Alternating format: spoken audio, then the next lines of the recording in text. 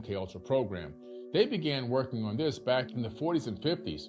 They would take their own military officers, victims that have testified in court as to the reality of the program and the fact that they were utilized as test subjects.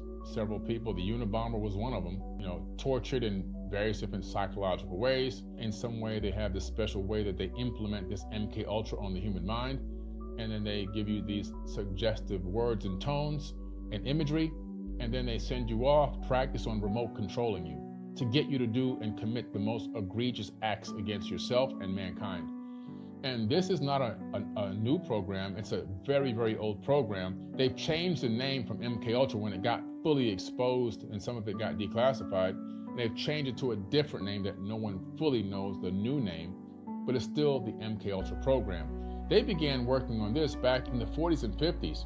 They would take their own military officers to part drugs, suggestions, and torture in a way that had a psychological effect, even mind wiping, where they can isolate thoughts in the human mind and compartmentalize them so that the person can't remember what just happened to them and what they just went through, only having a sense that something was off. And then they can open that compartment back up and pull those thoughts back out whenever they want it. Declassified document that I talked about years ago just came out a few months ago, where this thing can actually send a beam of instructions directly to the ear that they targeted. And that person will then hear the voices in their head, and then it will act on that information.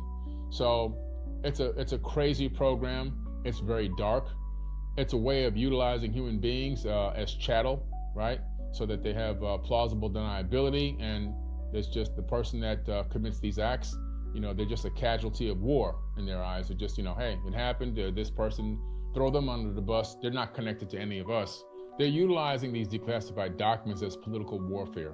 So what they're doing is they're putting things out in around the same time frame that they kind of could if they wanted to, but they are doing it in a way to attack a particular group. So if they want, the Democrats are putting things out to attack the Republicans, and Republicans are putting things out to attack the Democrats in a way, not to attack them in a way as if they're not best friends, but all is fair in love and war. They love each other, but when it comes down to getting elected and being in office and having these positions and seats of power where they can make all kind of money taking all these illegal bribes and so forth, they really want to hold those seats. So they'll do anything they possibly can, including releasing documents to make one party look worse than the other.